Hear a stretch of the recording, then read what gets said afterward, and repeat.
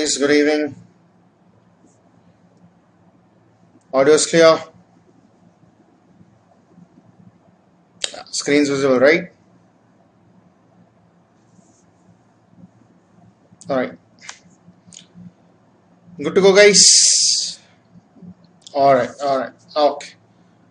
Why do we do central node dissection in Hello guys, good evening. Okay.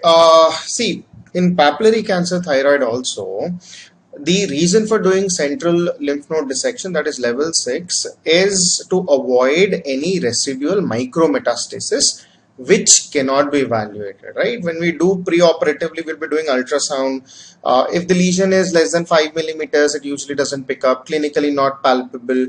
Many a times we have seen that after papillary cancer thyroid, when we remove the central group of lymph nodes, those lymph nodes usually are found to have micrometastasis, right? So you don't want to give an incomplete treatment to your patient. It doesn't alter much because anyhow you're opening the neck in the central compartment, so you don't need to do anything additional, just to scrape off the lymph nodes that are available. Okay, so let's continue where we left out yesterday. Spoke about complications of thyroid surgeries. A quick revision on that. Now, the most common complication happens to be hemorrhage, right? The most common complication happens to be the hemorrhage.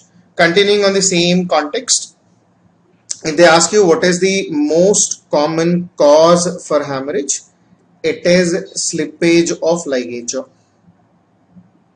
It is the slippage of ligature. The most common cause for hemorrhage is the slippage of ligature.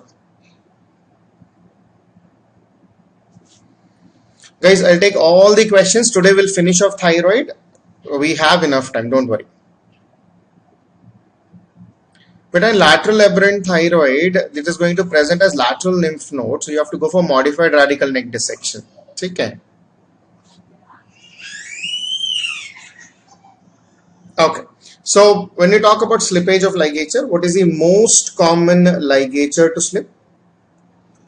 The most common ligature to slip which will result in hemorrhage.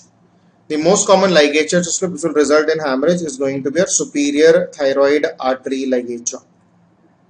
It is your superior thyroid artery ligature. Now those who have just joined, but a medullary cancer thyroid, yes, we do modified radical neck dissection. Okay. In fact, we'll finish parathyroid also today. Just hold on together, right? So, most common cause for hemorrhage is due to slippage of ligature, and the most common ligature to slip. The most common ligature to slip is superior thyroid artery. Now, once the hemorrhage is formed, it is going to develop into a massive hematoma. Now, once the hematoma is going to form, it is going to compress the neck, hence cause respiratory distress. Hence, it is going to result in respiratory distress, right?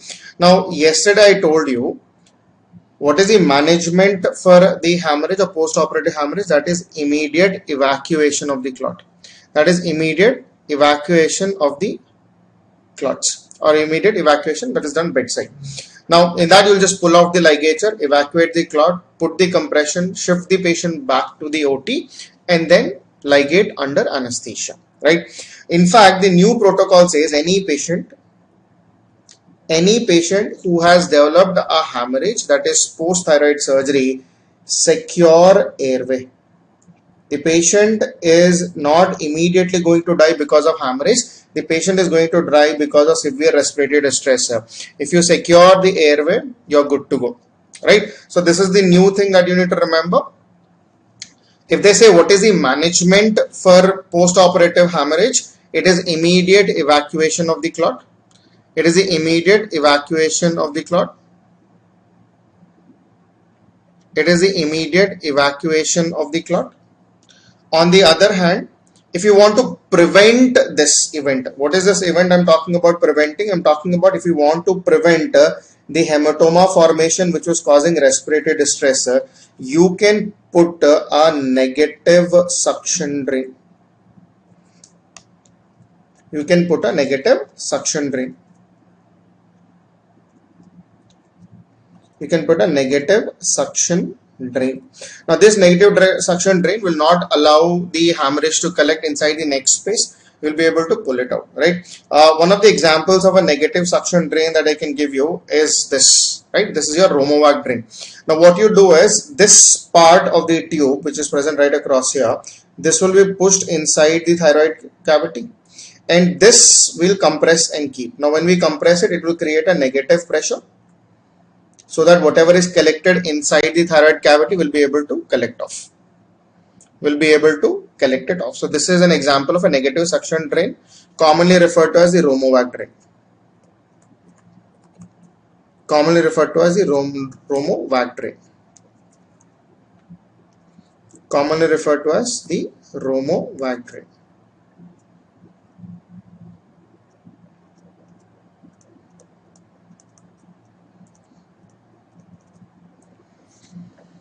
Okay, so this is the negative suction drain. So this is with respect to hemorrhage. Okay. Alright guys. The new protocol is to secure the airway. You can intubate the patient. And then shift to OT. But a new is related to the new protocol. Yeah, negative suction drain is put intraoperatively.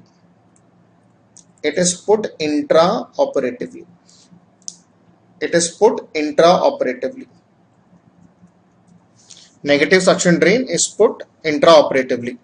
Better when to secure airway? When the hematoma forms and the patient is going into respiratory distress, rather than trying to evacuate the clot, the new protocol says secure the airway, which is safer. Okay.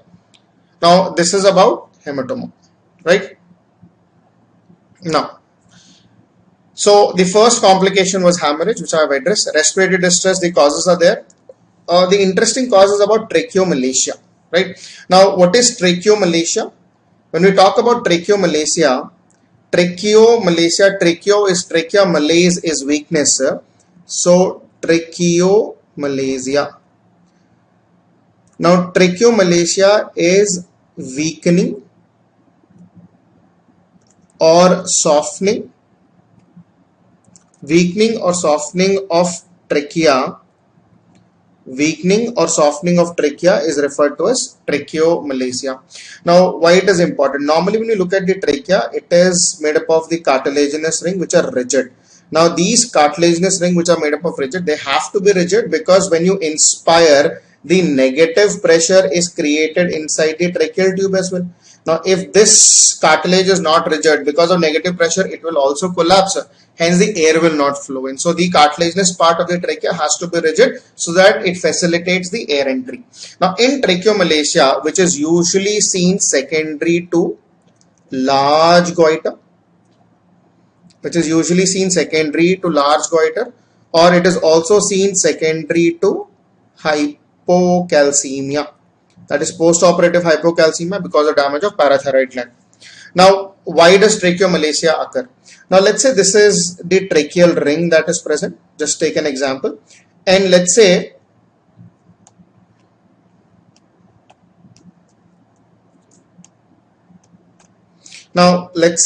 this is the thyroid which is present, which is enlarged, right? Now, this is an enlarged thyroid which is exerting pressure over this tracheal ring.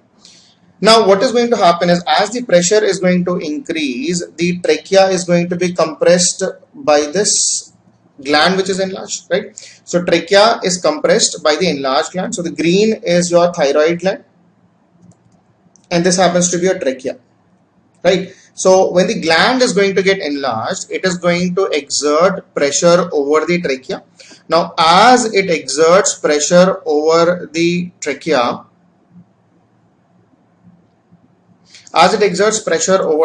the trachea is going to get softened, right?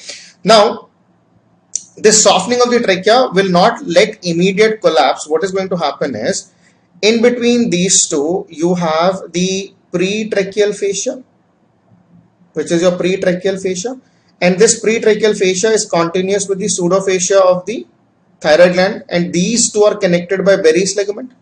These two are connected by Berry's ligament, right? Now, this pseudocapsule is a continuation of the investing layer of the deep cervical fascia, which is going to attach at the occiput, right?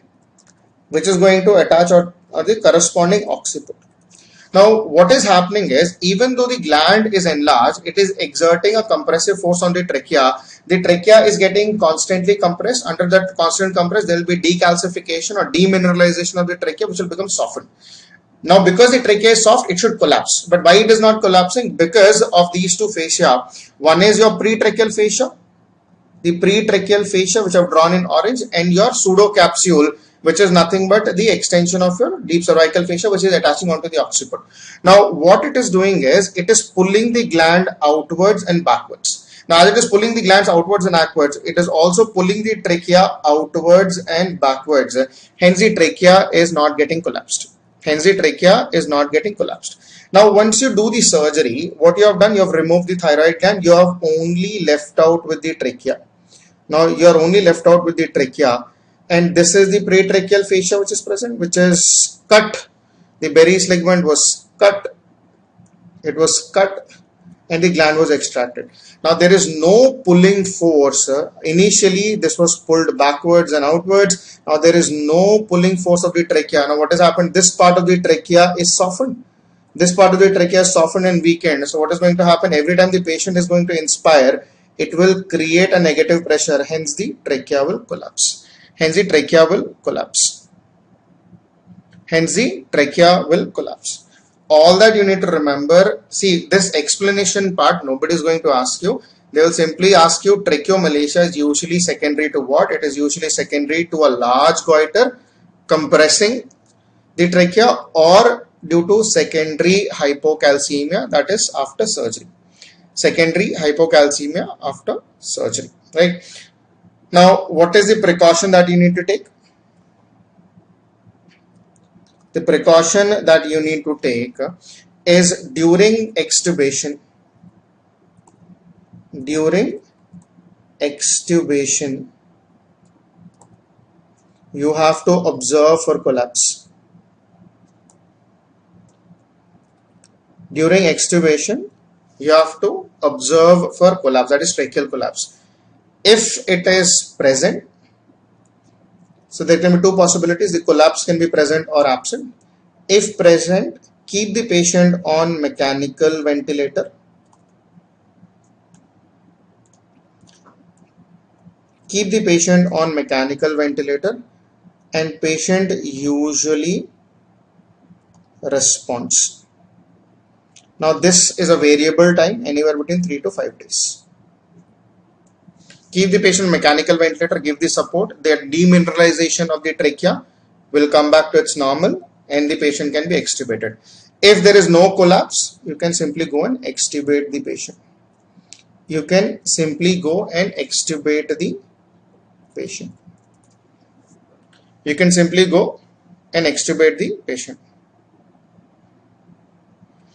So, this is the mechanism for tracheomalacia. Alright, guys. Beta, what was happening is, I'll quickly repeat. I just want you to look the part of the explanation, right? So, you had the trachea, and this was the thyroid gland, right? Trachea and the thyroid gland.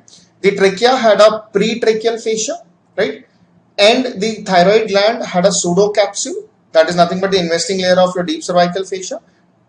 Between these two, it was linked by your Berry's ligament, right? So, Berry's ligament was connecting. That is why the gland was moving upwards during swallowing. Now, this Berry's ligament is continuous with your deep cervical fascia. The deep cervical fascia, as I told you earlier also, it comes from the occiput, engulfs your parotid, submandibular gland, comes to the sternocleidomastoid muscle, splits, encircles the sternocleidomastoid muscle, and covers the thyroid gland. So, what it is doing, it is pulling the thyroid gland outwards and backwards. Outwards and backwards, right? Now, as the gland is pulled outwards and backwards, it is also pulling the trachea outwards and backwards. though the force which is compressing the trachea is causing it to get demineralized and getting softened, but it is not collapsing because the thyroid itself is helping it to stay apart. Right? Now, if you remove the thyroid gland today, there is no force that is allowing the trachea to be pulled backwards and outwards. Right? So what is going to happen? The trachea is going to collapse. Now, as the trachea is going to collapse, it is going to result in respiratory distress. All right? Good enough? All right, guys? Okay. So this is with respect to tracheomalacia.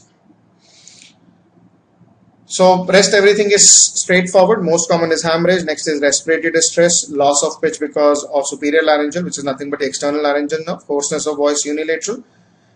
Severe respiratory distress will be caused by bilateral recurrent laryngeal nerve, hypothyroidism, and thyroid storm. Right. So these were the told ones. Now, apart from that,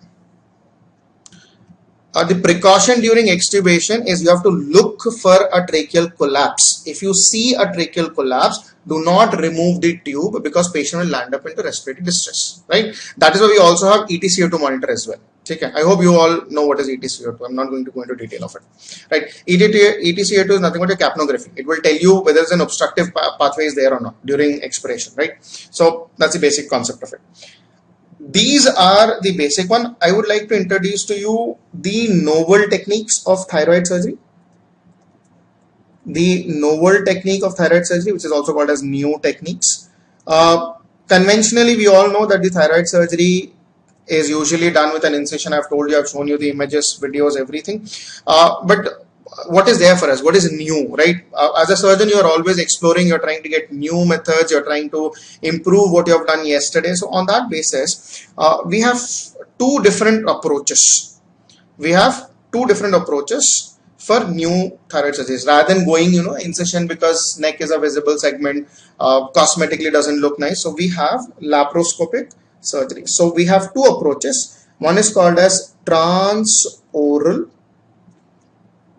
endoscopic thyroid surgery. Another approach is transaxillary endoscopic thyroid surgery. So I've got two options. One is transoral endoscopic thyroid surgery. Another one is transaxillary endoscopic thyroid surgery. Guys, before I forget, yesterday I forgot to tell you one important point with respect to medullary cancer thyroid. With respect to medullary cancer thyroid, remember the most characteristic feature on an cytology for medullary cancer thyroid is presence of amyloid in stroma. This is very important. I forgot, somebody reminded me on the Facebook that sir, you did not tell this. Yeah, correct.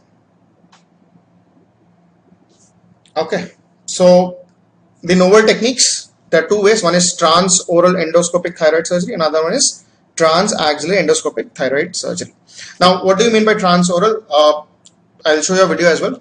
Through the vestibule or just beneath your lip, we'll make an incision that is 10 millimeters. You will insert the 10 millimeter scope. Through that, you will put your telescope as well, which is usually 30 degrees. Now, once you put the telescope, you'll put two working ports and do the thyroid surgeries. Same transaxillary is when we take an axillary approach. Rather than talking, I'll just show you the video as well. This is about the transoral approach.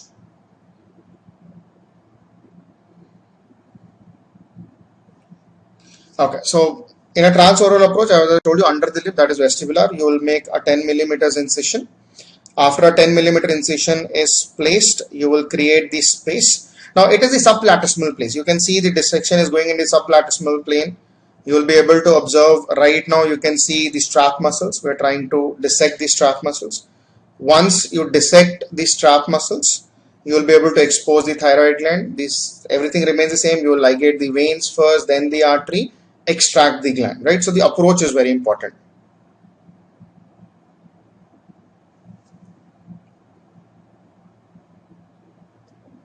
But amyloid in stroma is present in medullary cancer thyroid. I forgot to tell yesterday. Just add in medullary cancer thyroid.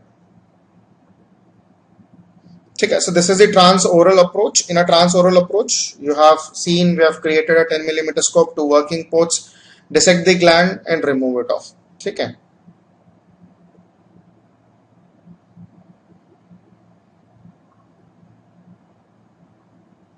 So you can see the gland has been extracted. We'll put it in a bag.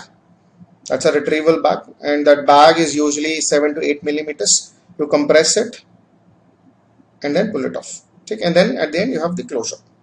Now this is with respect to the transoral approach, right? Understood? Okay. Another technique that we have is transaxillary. In the transaxillary approach, same, we have one 10 millimeter port, which I've pointed right across here, and two 5 millimeter ports. So what you're going to do, I've rounded the thyroid nodule in a circle. So our basic objective is to reach down there and do the same surgery. Now same, so after you have created the plane, this is the subpectoral space. You'll keep dissecting the subpectoral space. You will put two 5 mm trocars on supranipple, another one is just at the posterior end of the axilla. You'll continue the dissection. You'll reach the suprasternal notch. You will lift the suprasternal notch, enter into the subplatysmal plane. Once you enter into the subplatysmal plane, you will get the strap muscles. Once you get into the strap muscles, you will divide the strap muscles. You will identify the thyroid gland. You are going to ligate the same procedure, veins first, artery next, identify the nerve. One good advantage about endoscopic surgeries is we have a nerve stimulator to locate where the nerve is. Right? But there's nothing to write down in this. I just want you to understand, just get an orientation when we talk about endoscopic surgeries in thyroid. It's very difficult to picture by just saying. I could have simply written two words and moved on. I just want you to have a better orientation. Okay. Yeah. The only thing is the learning curve for these surgeries is very long. If you take out the I can say cosmesis away, doesn't matter much. The postoperative outcome is similar in both. Transoral, the problem is if patient has any dentation issues, if patient has any jaw issues, if you have micrognathia, short neck, in those patients transoral we cannot do, right? Now because we cannot do a transoral approach, transaxillary is an alternate approach. Okay. Beta axilla is not too far. It looks too far. You measure from the vestibule to thyroid gland and you measure from axilla to suprasternal notch. Hardly 4 to 5 centimeters is the difference that you're going to get. Beta nothing to be remembered. Just for your amusement, I'm showing you the video so that you have an orientation towards it, right? If I just simply scroll across, you'll be able to see the gland is seen. The pedicles are removed.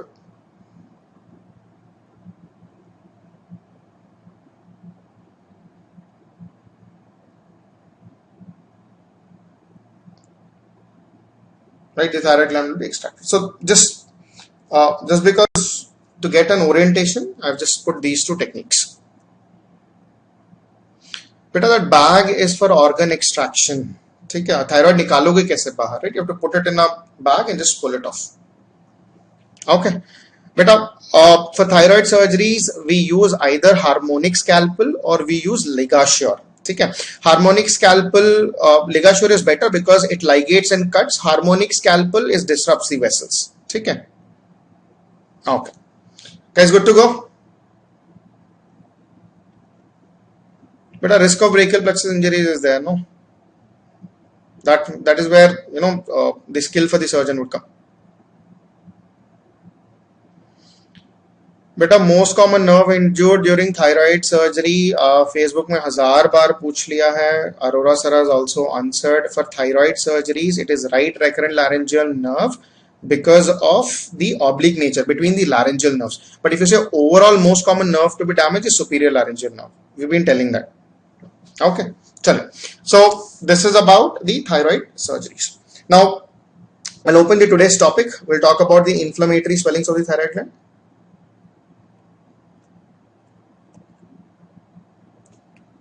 inflammatory swellings of the thyroid gland.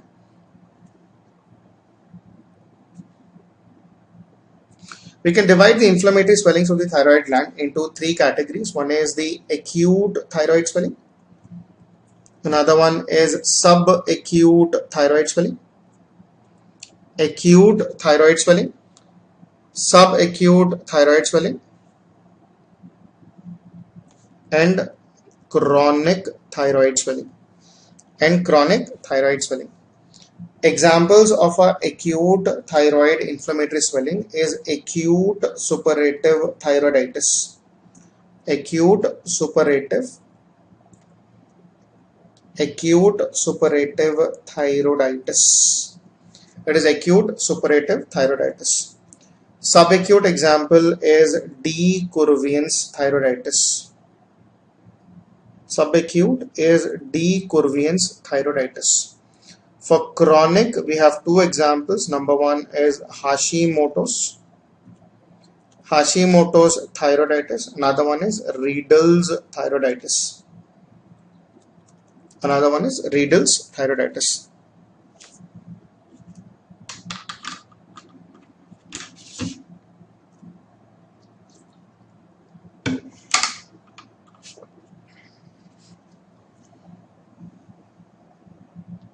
Okay, so inflammatory swellings we can divide into broadly three categories. You have acute, we have subacute, that is D. curvens, and then we have chronic. Examples of chronic are Hashimoto's and Riedel's thyroiditis. So next half an hour we'll try spending on these to understand what are what. Okay. So I'll take up the first one, that is acute suppurative thyroiditis. Acute suppurative thyroiditis.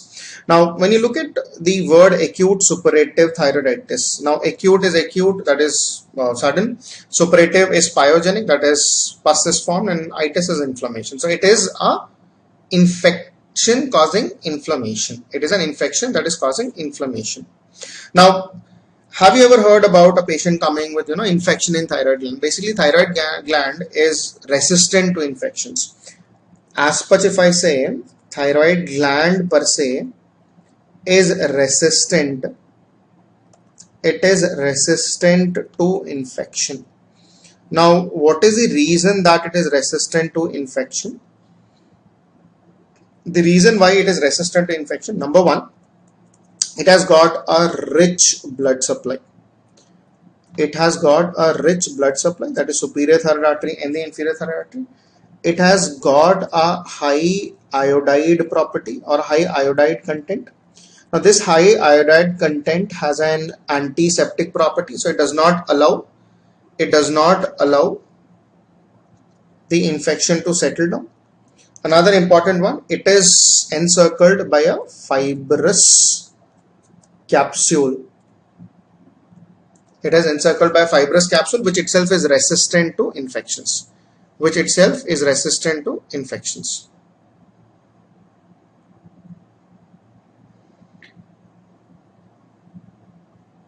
Satyayani Pal, okay, this question has popped up many times. The overall most common nerve to be damaged in thyroid surgery is superior laryngeal nerve. The most common among the recurrent laryngeal nerves is right because of its oblique course. Okay. Have I made it clear? Overall most common is superior laryngeal. Right is more common is because of oblique passage. Today Arora sir has also cleared. I also spoke to him. We both agree on the same answer. Okay. Coming to our discussion. Now, thyroid gland is resistant to infection because of rich blood supply, high iodide content, and fibrous capsule. Now, why would a person or a patient develop an infection in the thyroid glands? I would like to talk about the risk factors which will lead to acute suppurative thyroiditis. Number one, if patient has any hematogenous spread. This hematogenous spread of infection to the gland is usually secondary to sepsis. So post sepsis, patient can develop acute suppurative thyroiditis. Another way is direct. Now this direct way of having an infection is either because of presence of persistent pyriform sinus,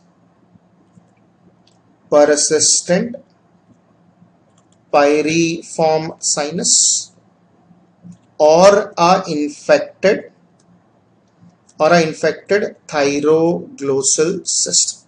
So direct route can be because of persistent pyriform sinus, and infected thyroglossal cyst. Another cause can be because of penetrating trauma,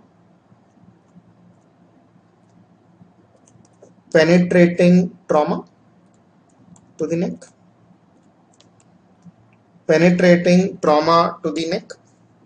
Next one is because of immune suppression. Immune suppression is usually seen with HIV positive patients as well as diabetes mellitus. Both are immune compromised status. HIV positive, I want to bring your attention towards diabetes. That means diabetic patients are also at risk of developing acute suppurative thyroiditis. The most common organism causing acute suppurative thyroiditis is streptococcus. It is streptococcus. Another additional, you can say, with streptococcus, anaerobes as well. Streptococcus and anaerobes are the overall most common organism causing acute suppurative thyroiditis. In children, specifically I'm talking about, in children, acute suppurative thyroiditis is usually secondary to number one, upper respiratory tract infection. If this is not there, then otitis media. In children, acute suppurative thyroiditis. Why I am mentioning exclusively in children? Because all the risk factors that I told you, except for persistent pyriform sinus, RF is risk factor beta. Except for persistent pyriform sinus, there are no risk factors in children. So remember, if a child has acute suppurative thyroiditis, they usually have a history of upper respiratory tract infection or due to otitis media. Now, how would a patient of acute suppurative thyroiditis is going to present to you? Now, it is an inflammatory condition which is present in the neck, and it is an acute condition. So, inflammation will have rubor, calor, dolor. All these four characters, rubor, calor, dolor, and tumor. So, that is all four characters are going to present. So, patient is going to present with severe neck pain. Patient is going to have severe neck pain, which is usually radiating to jaw. Severe neck pain, which is usually radiating to jaw. Sometimes it can also radiate to the ear as well. There will be redness over the neck. There is redness over the neck, that is on the anterior part. Because of severe inflammation, patient will have high-grade fever with chills and rigor. So rubor is redness, okay, dolor is fever, calor is fever, sorry, and the tumor is going to be the swelling that we're talking about. Okay. So it is going to have severe neck pain, redness over the neck with high-grade fever with chills and rigor. Along with that, the patient will have odynophagia. Odynophagia is painful swallowing. Now, every time the patient is going to swallow, the gland is going to move upwards. Now, as the gland is already very inflamed, a slightest of movement will result in excruciating pain. Along with that, patient will also have dysphonia.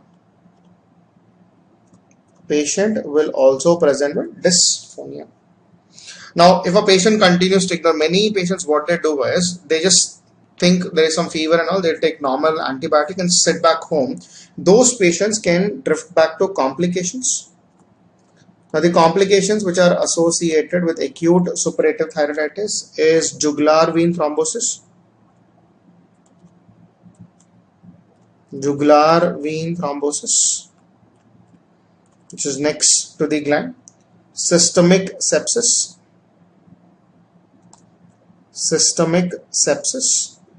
jugular vein thrombosis, systemic sepsis, and laryngeal chondritis.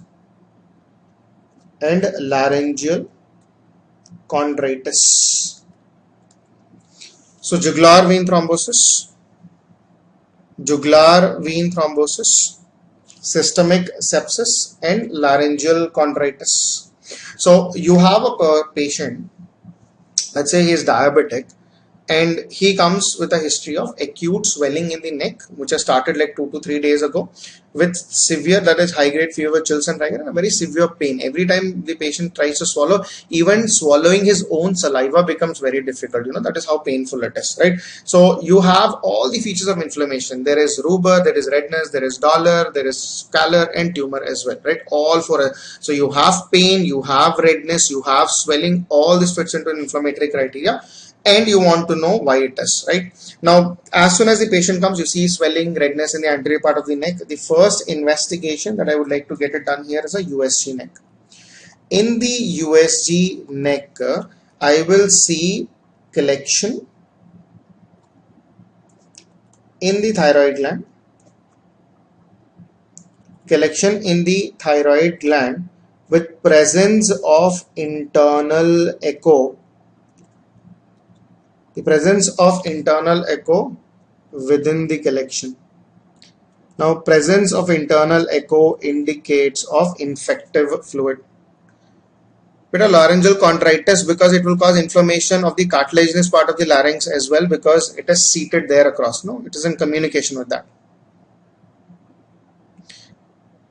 Beta odynophagia or dysphagia neoga, it will be a painful swallowing, not difficulty in swallowing. There's a difference, no? Beta persistent pyriform sinus is a congenital anomaly. We'll talk about it.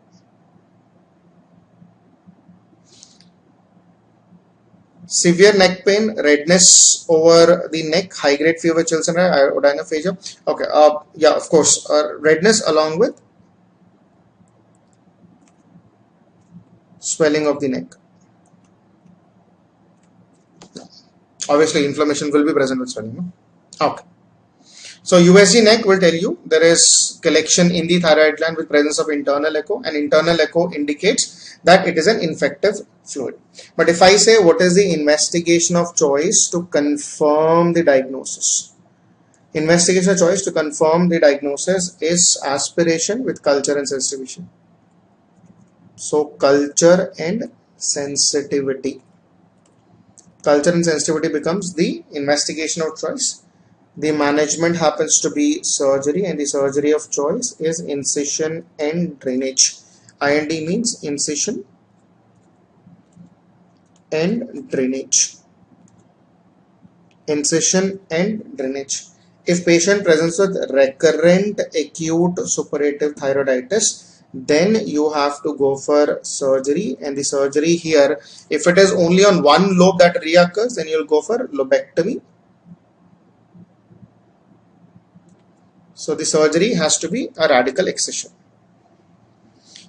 Beta internal echo and ultrasound. Ultrasound works on a principle of density. No, now a pyogenic fluid will be more denser, but because of bacterial fermentation, there will be air which is going to present, that is gas which is released. So you have fluid and air, that is gas. So when you do an ultrasound, the sound travels, when it travels in a huge volume of space, that is like in a big room, there will be formation of echoes. No, so within that cavity, you have a pyogenic collection which is thick, densely fluid.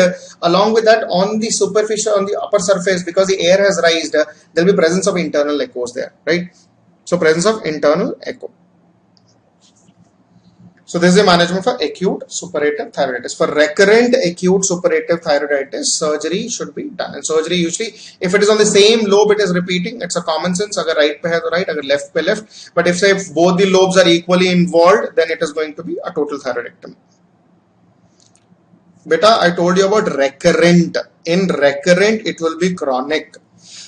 So again, you have to drain. You have to give a course of antibiotics, let the inflammation resolve, and then go for a definitive surgery, right? So nobody will do an infected surgery, no? Okay. Right. So this is with respect of acute suppurative thyroiditis. I'll take up the next topic, that is Hashimoto's thyroiditis.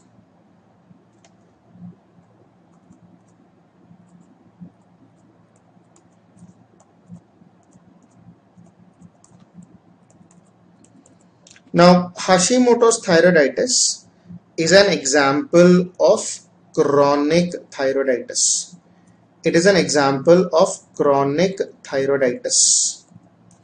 Another important thing, Hashimoto's thyroiditis is an autoimmune thyroiditis. It is an autoimmune thyroiditis. So two important things that you need to remember about Hashimoto's. Number one, it is chronic, and number two, it is autoimmune in nature. Number two, it is autoimmune in nature. Right. Now, another alternate name for Hashimoto's thyroiditis, which is also known as stroma lymphomatosum, also called as stroma lymphomatosum. Now, if you break down this word stroma lymphomatosum, stroma simply stands for the stromal tissue of the thyroid gland. Lympho stands for lymphoid tissue. Lympho stands for lymphoid tissue. Matosum stands for change. That is metamorphosis. So it simply tells you that the stromal tissue of the thyroid gland is converted into the lymphoid tissue, or the lymphoid tissue has taken over the stromal tissue. Hence it is called as stroma lymphomatosum. It is stroma lymphomatosum. Right? So stroma lymphomatosum is also called as Hashimoto's thyroiditis. Now let's see the pathophysiology of it, how it occurs.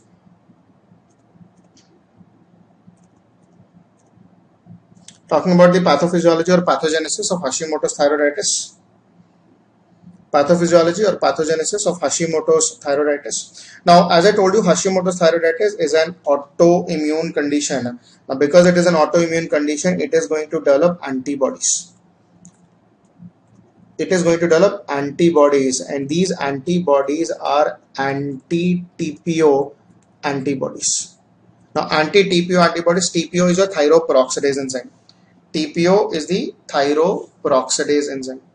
So antibodies are generated against the thyroperoxidase enzyme. Right? Now, if you take this as the follicle, and these are the follicular cells. These are the follicular cells. And within this follicular cell, you have a thyroperoxidase enzyme. That is, thyroperoxidase enzyme was the enzyme which was catalyzing all the steps in hormone formation, if you remember, right? Now, these are the antibodies which are generated. Now, these antibodies are anti-TPO antibodies. These antibodies are anti-TPO antibodies. Now, once the antibodies are generated, they decide that let's go and attach or kill thyroperoxidase, right? So all this will go towards the follicle, and they will say we want to kill the thyroperoxidase. Follicle says I cannot give you the entry because thyroperoxidase is helping me, right? So these antibodies will gang up. They say okay, fine, they are not letting us get into the thyroperoxidase enzyme. So what they do is, all these antibodies, they are going to take the body's help with the help of HLA B8, HLA DR3 and HLA DR5. So with the help of human leukocytic antigen B8, DR3 and DR5, or with the involvement of this, they will result in CD4 activation. They will result in CD4 activation. This CD4 activation will result in recruitment of CD8 cells. So CD8 cells are going to be recruited, and CD8 cells are cytotoxic. CD8 cells are cytotoxic. Now this cytotoxic CD8 is going to go and blow up the follicles. So it will cause disruption of the follicles. So these CD8 cells will destroy the follicles. Now once the follicles are destroyed, the thyroperoxidase enzyme will be liberated out. So as it is liberated, the antibodies are going to bind and they will be taking their vengeance, right? So this is how the antibodies are destroying the follicles. This is how the antibodies are destroying the follicles. Now, along with the disruption of the follicles, what is going to happen? As more amount of T3, T4, as the follicle will rupture, this excessive T3, T4, the T3, T4 hormone which is present inside the follicles are going to be released into the circulation. Now, as they release into circulation, initially, that is as soon as the follicles are ruptured, more amount of T3, T4 will be released and it will result in hyperthyroid state. It will result in hyperthyroid state. So initially patient will experience signs and symptoms of hyperthyroidism. Signs and symptoms of hyperthyroidism. I'll repeat the pathogenesis again. It is an autoimmune disorder, so there will be antigen-antibody complexes. So the antibodies which are generated in Hashimoto's thyroiditis is anti-TPO, that is thyroperoxidase enzyme antibodies. Now these antibodies, when they try to go towards the follicle will deny them the entry. So it will take the help from the body with the help of HLA. So these antibodies are going to activate HLA-B8, DR3 and DR5, which is going to activate CD4 cells. The CD4 cells are going to recruit CD8 cells, which are cytotoxic, which will disrupt the follicles. The follicular disruption will release the thyroperoxidase enzyme, which are bounded by the antibodies, and excessive release of T3, T4, which is going to result in hyperthyroid state.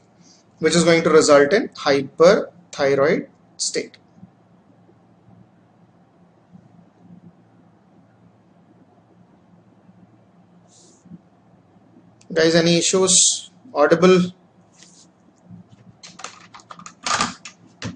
But I'll give you time to write. No, I'll explain, you write around.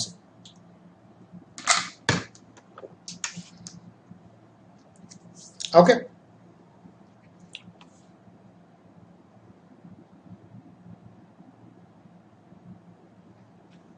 Okay.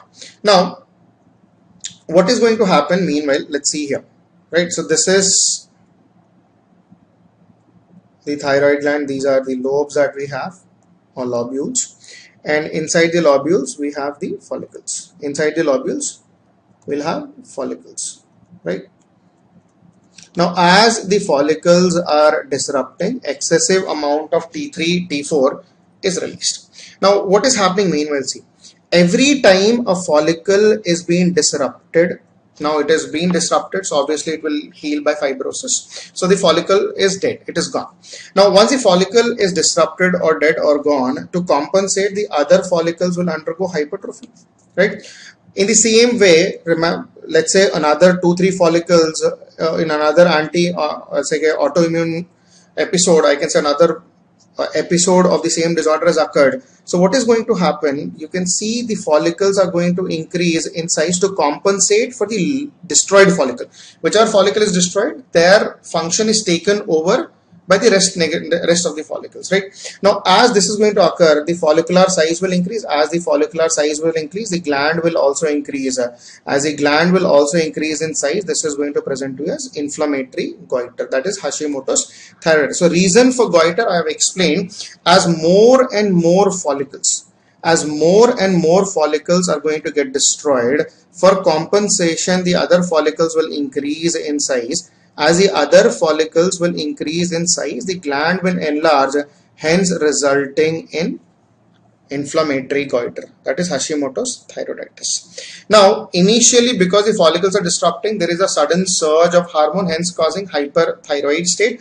But finally, eventually, as all the follicles are going to get destroyed, patient will become hypothyroid. So if I say Hashimoto thyroiditis is a hyperthyroid disorder or a hypothyroid disorder, remember Hashimoto's thyroiditis is a hypothyroid disorder. It is a hypothyroid disorder, right? So I hope you understood the pathogenesis of Hashimoto's thyroiditis. Everybody is clear, right?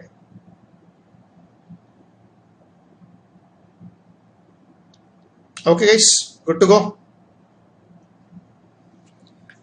So the follicles disrupted, excessive amount of T3, T4 is released, initial phase of hyperthyroid state. As more and more follicles are disrupting, the gland is enlarging to compensate. Meanwhile, the follicular disruption is permanent, it is irreversible. So eventually the patient will land with hypothyroid state. Eventually the patient will land up with hypothyroid state. Okay. Alright. Good to go, guys. Everybody is clear? Okay. Okay. Now, clinical features of Hashimoto's thyroiditis. Patient is going to present with midline swelling of the neck. It's like any regular goiter. There will be midline swelling of neck. There's a midline swelling of neck, which is going to move upwards on deglutination. Which is going to move upwards on deglutination. This is going to move upwards on deglutination. It is usually non-tender to palpate. It is firm to hard in consistency. It is non-tender, firm to hard in consistency. Firm to hard in consistency with gradual increase in size.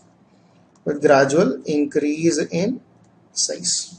With gradual increase in size. Along with that, patient will give you signs and symptoms of hyper, which is initially.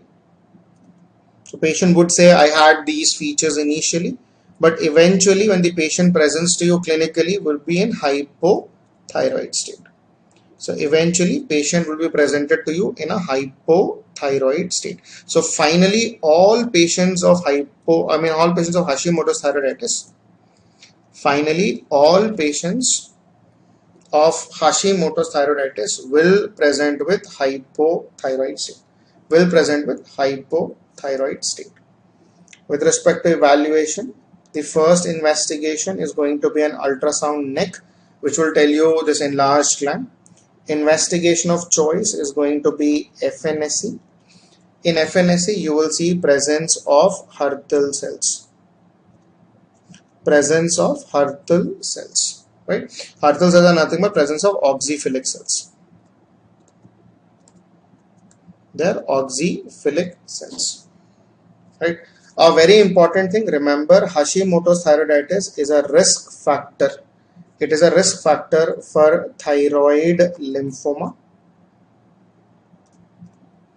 What is the most common lymphoma that it is going to present with? It is going to be non-Hodgkin's lymphoma of B cell type.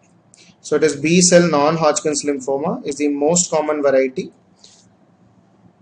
B cells non-Hodgkin's lymphoma. B cells non-Hodgkin's lymphoma. NHL stands for non-Hodgkin's lymphoma, which is usually seen. Another, it is also a risk factor for papillary cancer thyroid. It is also a risk factor for papillary cancer thyroid. So with respect to the management of Hashimoto's thyroiditis, management for Hashimoto's thyroiditis is levothyroxine. So it is only the medical management, that is T4 supplementation. It is a T4 supplementation. Now I know that the patient has a risk factor for thyroid lymphoma and papillary cancer thyroid. It is actually less, right? So you don't really need to go and do a prophylactic surgery. But what are the indications for surgery? The indications for surgery in Hashimoto's thyroiditis. Number one, if there is suspicious of malignancy, and number two, if it results in pressure symptoms. Number two, if it results in pressure symptoms. Third, obviously, cosmetic. So suspicious of malignancy. But that's, yeah, it's an irreversible condition, no? So levothyroxine for lifelong. It is going to be for lifelong.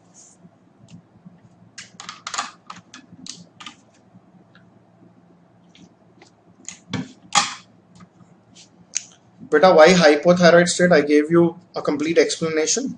Such queries I'll answer in the Facebook, right? You can ping me that. But a levothyroxine is oral only, no? It's a tablet. Early morning you have to take empty stomach, preferably at 7 o'clock or 6:37 in the morning, so that you can do your work. Okay. Hashimoto's is a risk for papillary beta. Beta, that autoimmune responses are inflammatory responses, no? So how can you say it is not inflammatory?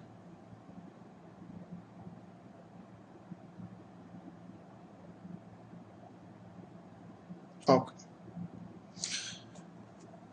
No, beta. When these antibodies, by the time you try to respond to it or patient becomes symptomatic, majority of the gland is already destroyed.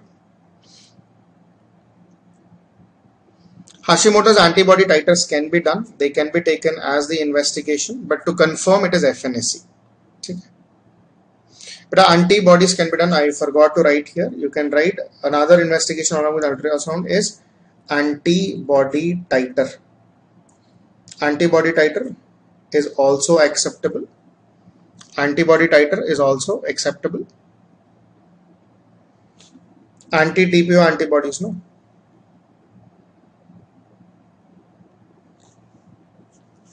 Okay. Okay.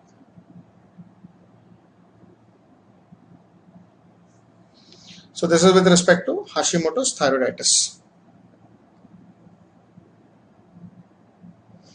But by the time patient presents to you clinically, majority of the gland is destroyed. So there is no point giving corticosteroids. So no immune suppression will work here. See, it's an autoimmune disorder, so it will be seen in young patients. I told you yesterday also. All autoimmune conditions are seen in young patients. Now, I'll take up the next one, that is D. Courvoisier thyroiditis. D. Courvoisier thyroiditis is also referred to as subacute thyroiditis. D. Courvoisier thyroiditis is also called as subacute thyroiditis. The usual etiology of D. Courvoisier thyroiditis is viral. It is viral in nature.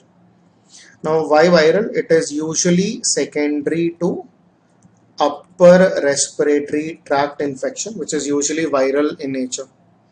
It is usually viral in nature. It is also associated with HLA. Remember, associated with HLA B35. Now, just to not confuse you, the subacute thyroiditis can present to you in two forms. One is the painful form. Another one is the painless form. The painful form is viral in etiology. The painful form is viral in etiology. The painless is the one which is associated with HLA B35. It is associated with HLA B35. Now, just a small difference that I wanted to point to your notice. Subacute thyroiditis is usually more common as painful rather than painless. It is painless. Okay. Now, what happens in D. Courvoisier thyroiditis is when the patient is infected,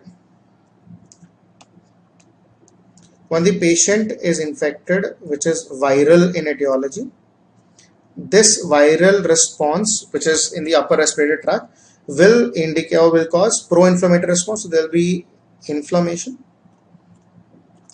and this inflammation is in the upper neck, or I can say in the neck region for a simple word.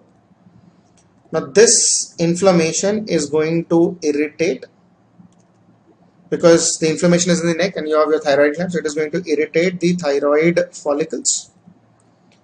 Now the irritation of the thyroid follicles will cause excessive release of T3 and T4. So initially the patients of D. Courvoisier thyroiditis will present with hyperthyroid state. Now, as all inflammations would subside,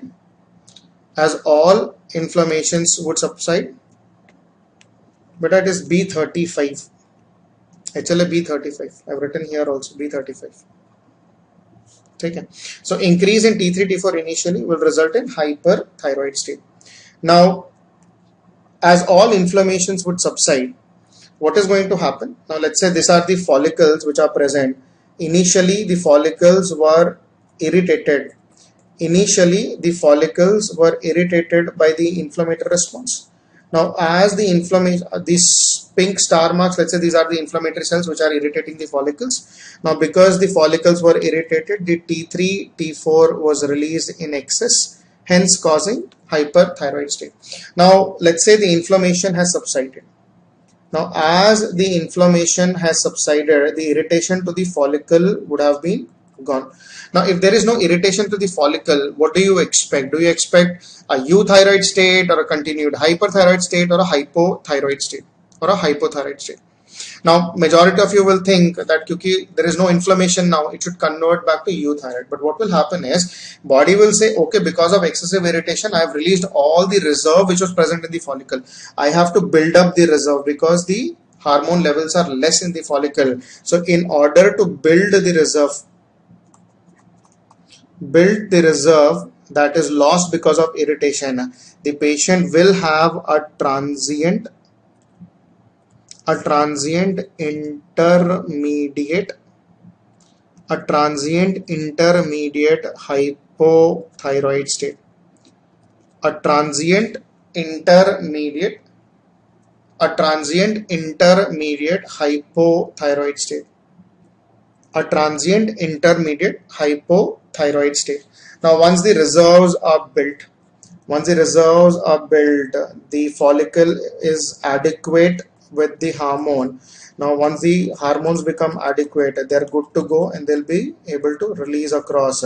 This becomes normal. So finally, or eventually I can say, finally the patient will return back to euthyroid state. Finally the patient will revert back to euthyroid state. Finally the patient will return back to euthyroid state.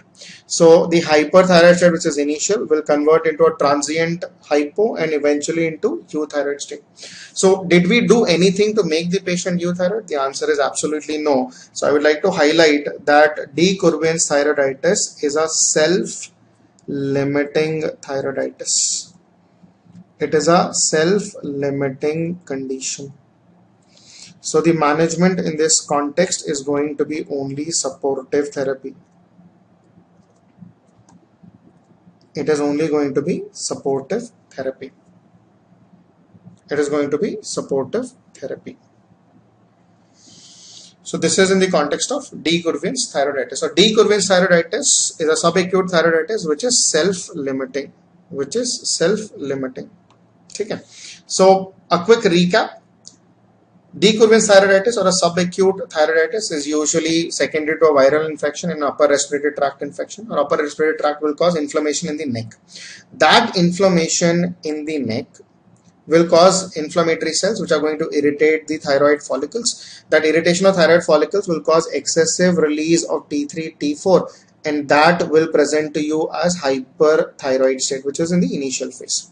Now once the inflammation will subside, there is no irritation of the follicles, but the patient will not become euthyroid because all that reserve of the follicles is lost because of the irritation. So body will now work to maintain or to create reserve. So there will be a small phase or a transient intermediate hypothyroid phase. Many patients will not even experience this, right? But this subclinically exists. Now once the reserves are built, finally the patient will become euthyroid. Finally the patient will become euthyroid. So the carry home message for you, it's a self-limiting condition. Max to max give a supportive therapy. That is it. But I'll give you time to write. That's what I told you yesterday also. Once I explain, you can write. So I'll be explaining and writing. Second time when I explain, you start writing. But a swelling, yes, present, but it will be a diffuse one, but it will revert back. Okay. So this is with respect to D. Quervain's or subacute thyroiditis. Okay. Now, the last one with respect to the inflammatory swellings is Riedel's thyroiditis.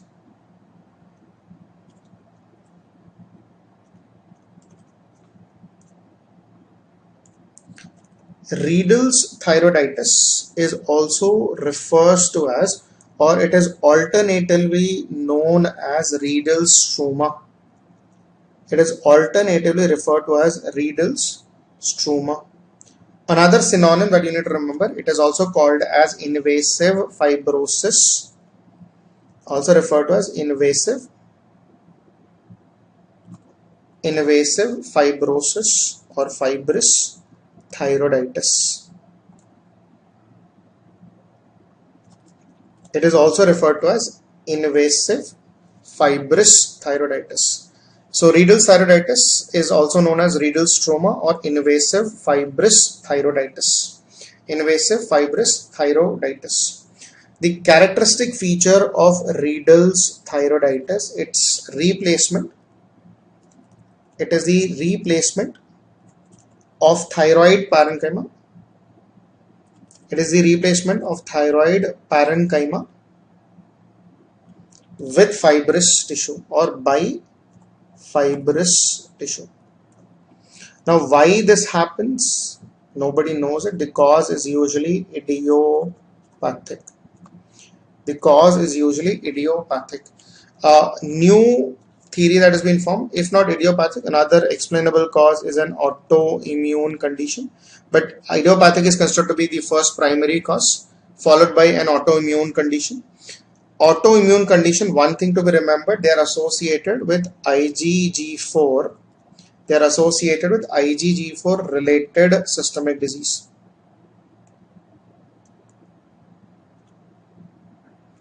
They are associated with IgG4 related systemic disease.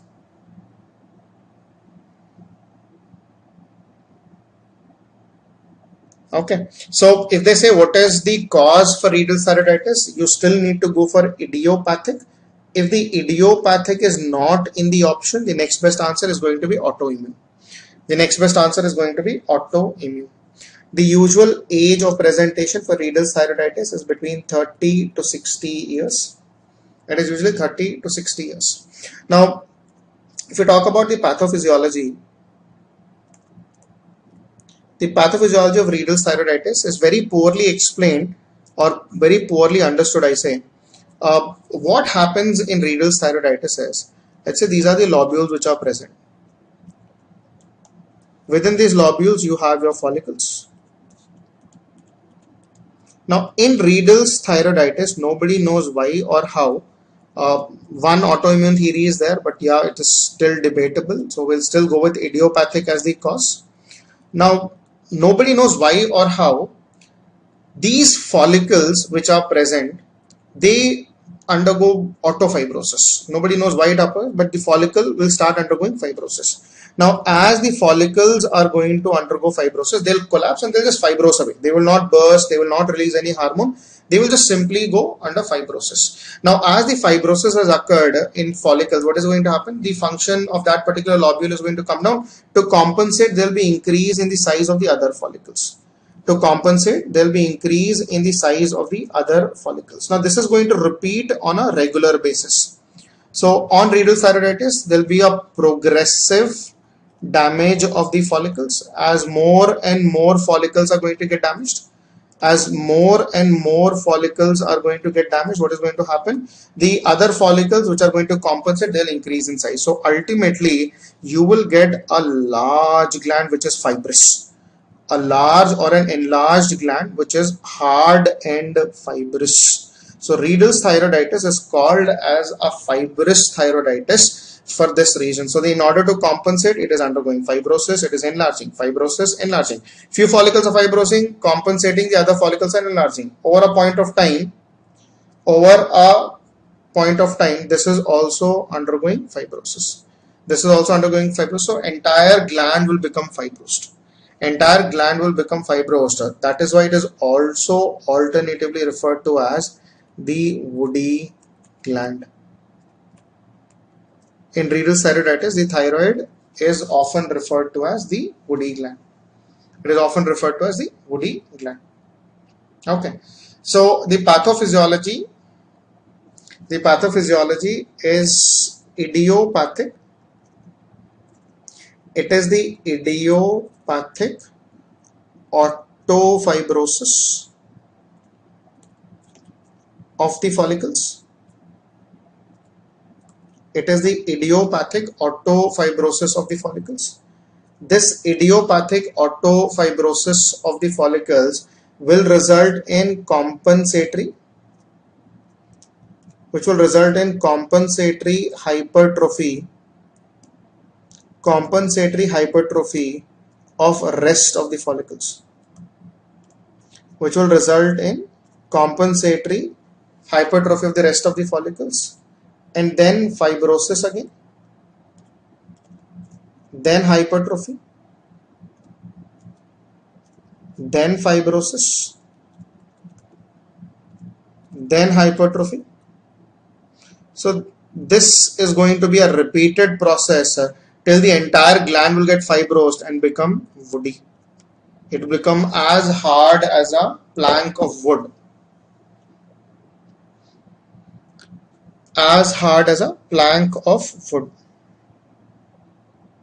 Okay, so idiopathic autofibrosis causing compensatory hypertrophy, which will also undergo fibrosis, which will cause again compensatory hypertrophy. This phenomena is going to continue till the patient entire gland will become fibrosed, and this is called as woody. This is called as woody thyroid gland. This is going to as woody thyroid gland. Okay, so this is how a patient of Riedel's thyroiditis is going to present to you. So if I say what are the clinical presentation, patient is going to present with painless, hard, midline neck mass,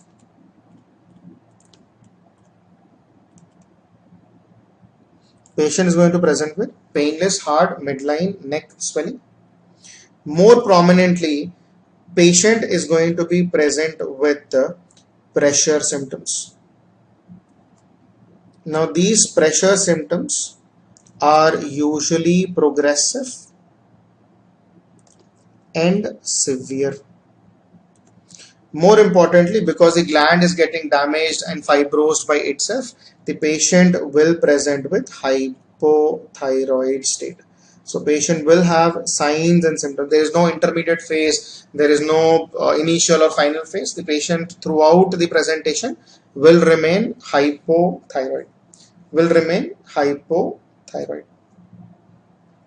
Now, the differential diagnosis for Riedel's thyroiditis is anaplastic cancer.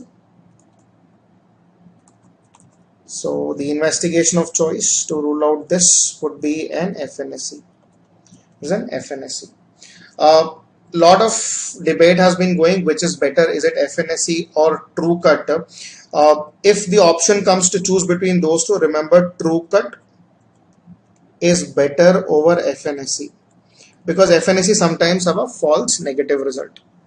Otherwise, if they don't give TrueCut, if they give FNSE, ultrasound, CT extra, then FNSE, biopsy per se is going to hold good. But within biopsy, if they ask, TrueCut is preferred over FNSE.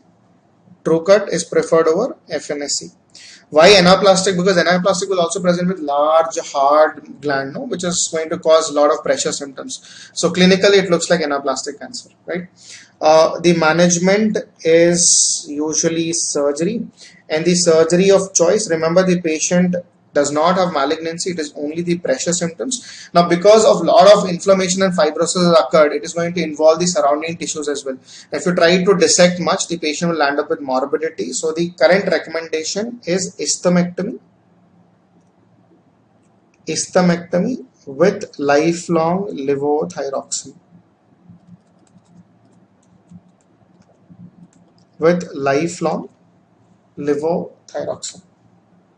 Okay, with lifelong levothyroxine. Now, but a hypothyroid, because the gland or the follicle is going under fibrosis. The follicles are destroyed. No, if there are no follicles, there are no hormone. If there is no hormone, obviously hypothyroid state. No. But for subacute thyroiditis, that is D. curvains, there is no investigation or choice per se, but elevated ESR level will indicate inflammatory response. Okay, I'm not writing intentionally because it creates a lot of disparity and a lot of controversies. Subacute thyroiditis clinical presentation is on that basis, so patient will revert back. If at all you are suspecting elevated ESR levels is what you need to understand. But why not total thyroidectomy with respect to renal cells? If you are attempting a total thyroidectomy, now a gland has become large, it is fibrous, it is hard, it has inflammation all across it, it's on a repeated basis. So it will be adherent to the surrounding structures. The planes are very difficult. So when you try to dissect, let's say you injure your carotid vessels, you injure the airway, it is going to be very difficult. It is also difficult. Okay.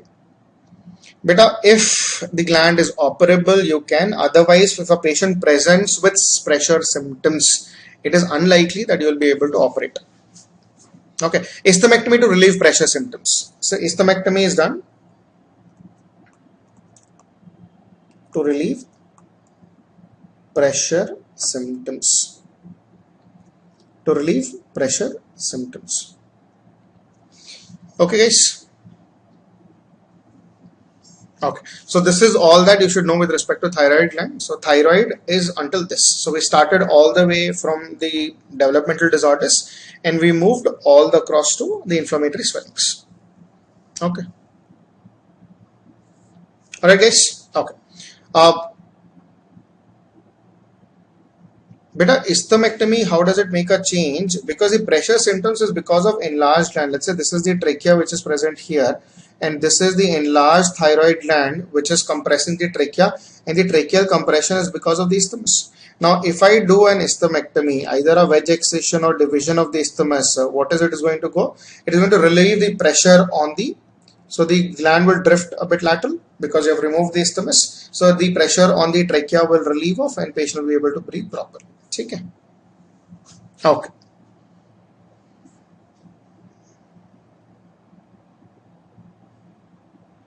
All right, guys. Okay.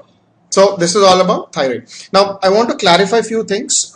Before that, we'll go for a quick recap on the clinical examination of the thyroid gland, which has been asked. Right now, okay. When we talk about the clinical examination of the thyroid gland, number one is the position in which you want to examine the patient. Remember, a patient must be sitting on a round stool.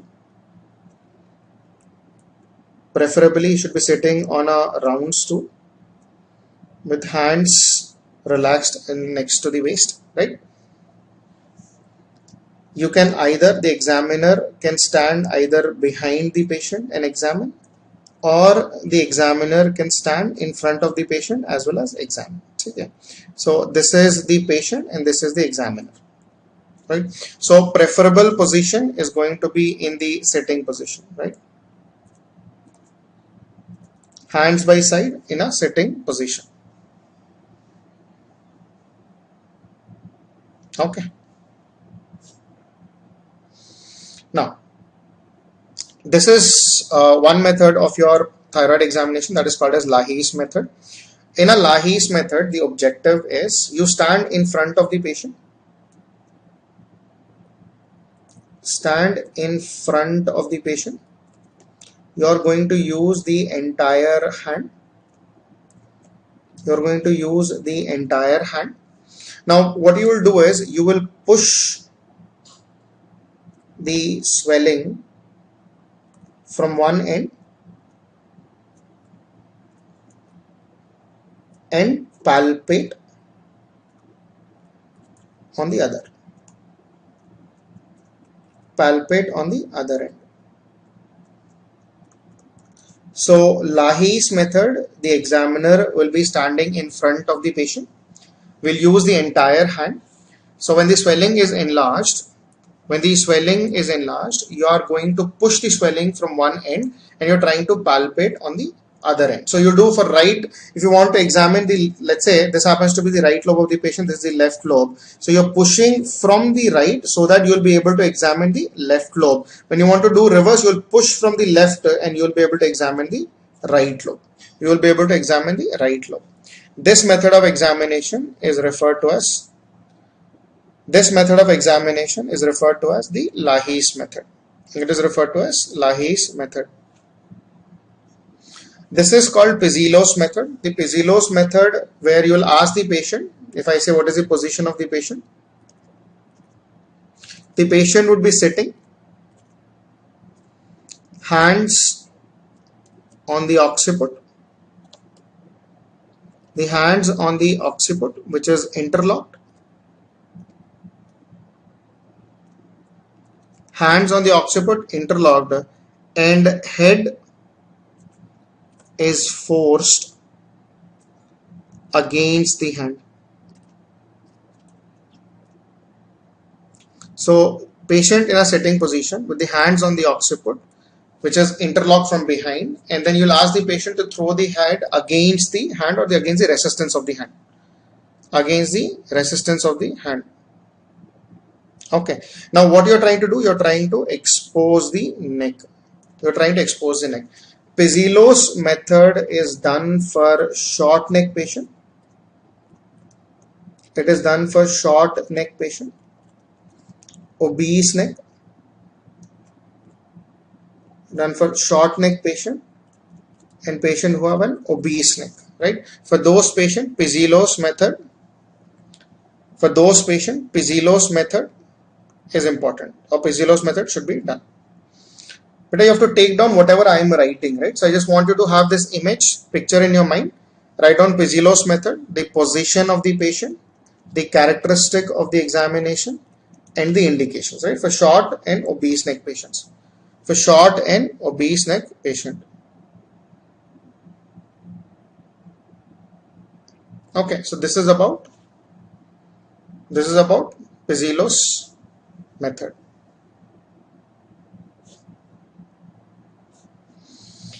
Another method is Kreil's method. Now, Kreil's method again, patient in sitting position, you will be standing in front of the patient. Remember, this is done with the help of the thumb of the examiner. This is done with the help of thumb of the examiner. Now, thumb is in a rolling motion.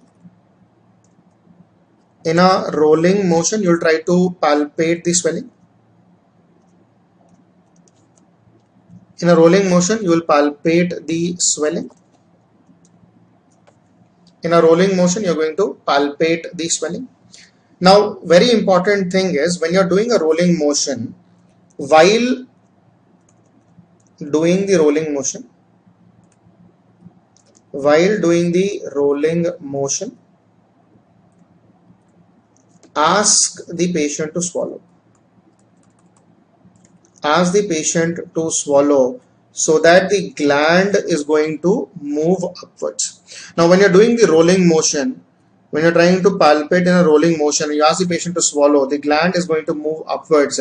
So you will be able to feel that movement as well. So you will be able to appreciate the nodules. Kreil's method is to look for nodularity. Kreil's method is to look for nodularity. Kreil's method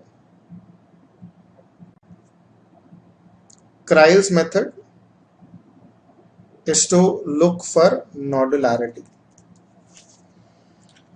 Kreil's method is to look for nodularity.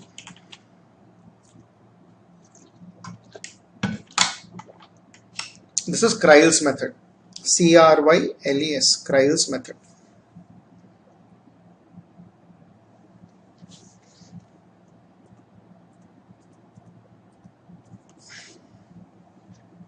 Okay.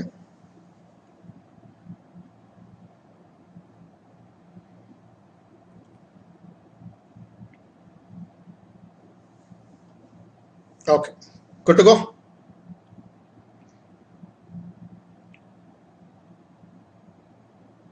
Alright guys. Okay, so these are the clinical methods of the thyroid that you should remember. Okay. Everybody good to go? But previous AIIMS exam, they have asked you about Kreil's method. They gave you the image and they asked you about the method of they just simply gave you the image. The examiner's thumb was there, thyroid swelling was there. Which type of clinical examination is it? Is it Lahey's, is it Pizillo's, or is it Kreil's method? The options were there. Okay. But behind the camera, it is just written as palpate the swelling. Rolling motion, palpate the swelling. But a patient's position is sitting on a round stool. You stand in front of the patient and then put your thumb.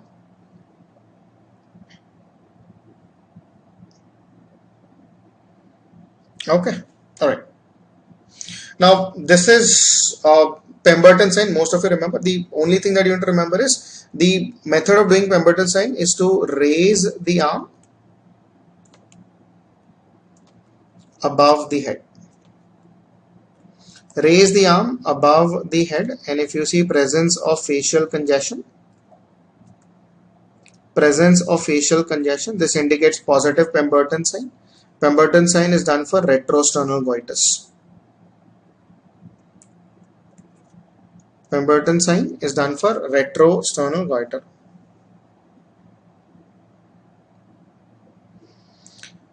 Okay. But all these images will be given. I've already sent to the IT team. Probably they'll upload. They should have uploaded yesterday. I don't know. They should upload today. Okay. Now, with this said, we have finished the entire portion of the thyroid gland. Now, what I want to do is there's been a lot of queries that you guys are putting on the group and on the Facebook group. Like, sir, you told like this before. Now you're telling this. I just want to clarify all, right? So we have created a section of confusion. So I'm going to go through them so that everybody, all of us are on the same page, right? Okay. Now, the first question most of you were asking, sir, most common site for ectopic thyroid gland. Sir, is it sublingual or is it lingual? But I've told you the most common site is going to be sublingual. But one which is going to present as symptomatic is going to be lingual. It is going to be lingual. Next one is the most common site for thyroglossal cyst is subhyoid. But if you get the word as juxta, I told you juxta means around. Juxta means around, that indicates subhyoid, that indicates suprahyoid, infrahyoid, all these things, right? So juxta, if given, juxta is just a word play, right? So in a live class, I did not say juxta because it's just a word play. But if you talk about real position, it is with respect to hyoid. Subhyoid is going to be the answer, right? Okay. Better parathyroid in 2 minutes. I'll start. Investigational choice for retrosternal goiter. Many people have asked. It is CT because this is what is going to help you plan the surgery. So there is no confusion about it. So CT is going to be the investigational choice for retrosternal goiter. CCT is contraindicated in any suspicious thyroid malignancy. Let it be a normal thyroid malignancy or if it goes into a retrosternal. If there is suspicion of malignancy, contrast CT is contraindicated, right? I never said that contrast CT is contraindicated for retrosternal goiter, right? I gave you the table there where I told CT, if it is suspicious of malignancy, CCT is contraindicated, otherwise you can go for it. Okay. Another one, the management of choice for toxic multinodular goiter, that is your Plummer's disease. Okay, Plummer's disease is usually more common in elderly. If the age is not mentioned, it is radioactive iodine. If the age is not mentioned, it is radioactive iodine. If they specifically give you as young patient, it has to be surgery, and the surgery is either subtotal or total, both are accepted. This is one thing which I have probably said wrong in my class, so this is the correction that I want you to give. So make this correction. A lot of people have pointed ki sir, young people may have told radioactive iodine. Sorry for that. In young patient, it is not radioactive iodine. It is going to be surgery, that is subtotal. For toxic adenoma, lobectomy is preferred over total thyroidectomy if follow-up is not an issue. As I told you, in total you don't need follow-up, but if in lobectomy you have to constantly follow up with the patient, right? Somebody posted, sir, FNAC एक जगह पे बोला, FNAB एक जगह पे बोला. बेटा दोनों एक ही है. FNAC and FNAB means the same. ठीक है. Dunhill surgery is a type of near total thyroidectomy. I told in class that near total thyroidectomy by definition is leaving a small amount of thyroid tissue in a tracheoesophageal groove. This is the standard definition. The advantage of Dunhill is when you leave a small strip of tissue in a tracheoesophageal groove, you are going to avoid damage to the parathyroid glands as well as the recurrent laryngeal nerve. You will be able to avoid damage to the parathyroid glands. You will be able to avoid, when you leave a small strip of tissue, you will be able to avoid damage to the parathyroid glands as well as recurrent laryngeal nerve. This is recurrent laryngeal nerve. These are your parathyroid glands, right? So Dunhill procedure is a type of sub near total thyroidectomy. Now, a lot of books have varied information. Few books says it is 4 to 6 grams, few say 6 to 8 grams, and 8 to 10 grams. I given the maximum that you can leave is around 10 grams. Okay. Hemithyroidectomy is an obsolete term. We do not use it any longer. As I told you, we now use as lobectomy. Lobectomy is lobe plus isthmus, which was initially thought or called as hemithyroidectomy. If I say total lobectomy, in total lobectomy, you are going to remove only lobe. You are going to remove only lobe. Central lymph node dissection is standard for all malignancies. You do not ask, sir, papillary mein karna hai, nahi karna hai. Sab mein it is going to be consistent. Plumber's young patient mein beta surgery subtotal is preferred over total. That is why I wrote subtotal first and then total. Both are acceptable. Okay. Now, so this is the error portion that I wanted to clear. Everybody is fine, right?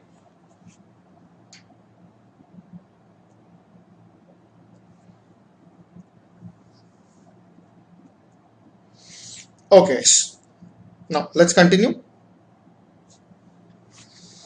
So I'll be taking next topic as parathyroid gland.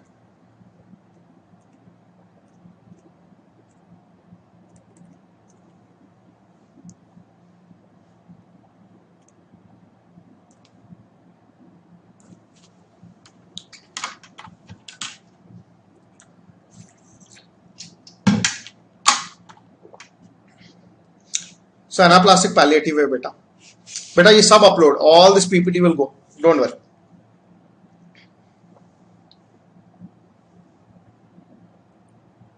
Okay. Right. Let's concentrate on parathyroid. Good to go. Okay. Now, as most of you know that the parathyroid glands, this is the posterior view of the thyroid gland. I will not mention again and again, but this is what we're going to tell about. This is the posterior view that we are going to discuss with respect to parathyroid glands. Now, we know there are two set of parathyroid glands. We have the inferior parathyroid gland and the superior parathyroid gland, right? So, this happens to be your superior parathyroid gland and this happens to be your inferior. This happens to be an inferior parathyroid gland. This happens to be an inferior parathyroid gland. Now, the weight of the parathyroid gland altogether, this is important because this is how we will diagnose with respect to the size and shape. It is going to measure anywhere between 30 to 50 milligrams. The size of each parathyroid gland, it is very easy to remember. 30 to 50 mein 3 or 5 nikalo. 3 to 5 millimeters in size. More than 5 is considered to be hyperplasia, right? If you talk about the color of the parathyroid gland, it is usually golden to reddish brown in color.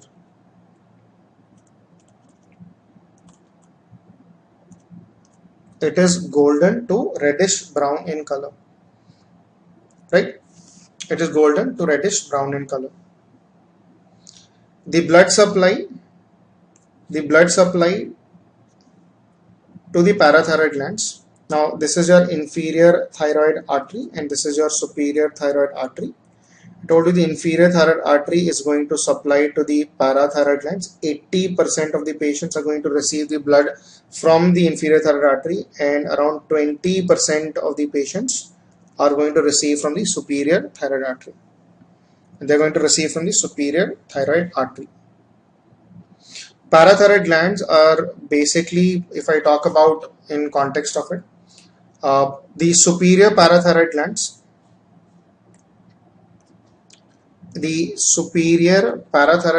are derived from the fourth pharyngeal pouch.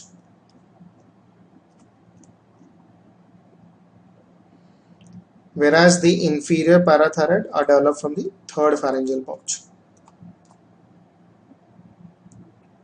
It is the third pharyngeal pouch, right?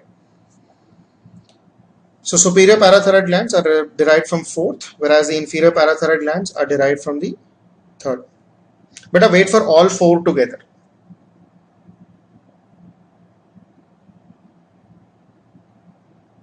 Better retrosternal goiter radioactive iodine should be used, especially when you are suspecting about intrathoracic retrosternal goiter, because the differential diagnosis can be lymphomas, thymic masses, I can say the lung tumors. To differentiate, radioactive iodine should be used. I told that already in the class. Okay.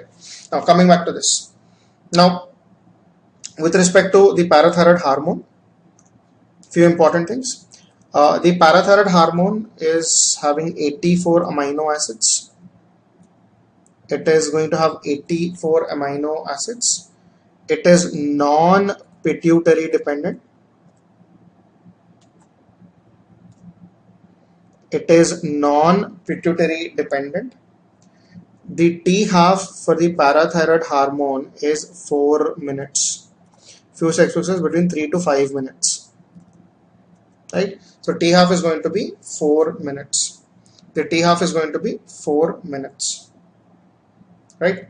So the parathyroid hormone is 84 amino acids and T half is going to be 4 minutes. Those who have confusion to remember, simply I can ask you to remember this way. These are the parathyroid glands, right? Now when you look at them, they look like a figure of 8. So 8 in total is 4. So 84 amino acids and each number has 1, 2, 3, 4. So T half is going to be 4 minutes. So 84 amino acids in 84 amino acids and T half is 4 minutes. The parathyroid hormone is responsible for calcium regulation. So the normal serum calcium levels is 9 to 11 milligram percent. If you talk about ionized calcium, why we are talking about ionized calcium? Because this is the active form. The ionized calcium is exactly half of the serum calcium. 9 ka half 4.5 and 11 ka half 5.5 milligram percent. Right? So the ionized calciums, which are the active form, is between 4.5 to 5.5 milligram percent. 4.5 to 5.5 milligram percent. Okay. Another very important thing with respect to the superior parathyroid and inferior. Superior parathyroid glands, they are constant in position. That means they are usually fairly constant. Inferior parathyroid glands are, you can say, the variable in position. With respect to position, I am talking. So the one which is reliable is a superior parathyroid. The inferior parathyroids are usually variable in position. The whole game of parathyroid glands is about localization, right? It is about localization. So that has to go in that context. So this is the basic that you should know in the context of parathyroid glands. Okay. So if you with respect to venous drainage, parathyroid glands are drained by the superior thyroid vein, the middle thyroid vein, and the inferior thyroid vein, same as that of your thyroid, right? So all these three veins, corresponding internal jugular vein as well as into brachiocephalic, that is left brachiocephalic vein, is going to happen. Right? Now, so the topic of interest with respect to parathyroid hormone, a lot of things will be spoken in ortho, a lot of things will be spoken in medicine. So we'll purely concentrate on the surgical aspect of it. I'll be talking about hyperparathyroidism.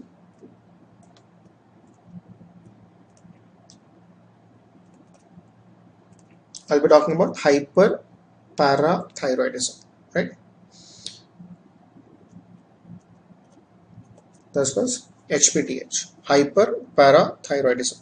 Now, hyperparathyroidism can be classified into three types. One is called as primary. Another one is called as secondary.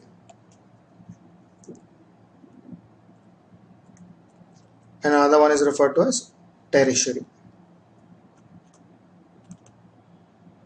So, primary hyperparathyroidism, secondary hyperparathyroidism, and tertiary hyperparathyroidism. Now, what is the basic concept in primary? In primary, there is increase in production of parathyroid hormone. It is because of increase in production of parathyroid hormone. Okay. With respect to secondary, the secondary hyperparathyroidism is due to hypocalcemia. It is secondary to hypocalcemia. Tertiary is because of autonomous reactive hyperplasia. It is because of autonomous reactive hyperplasia. It is because of autonomous reactive hyperplasia.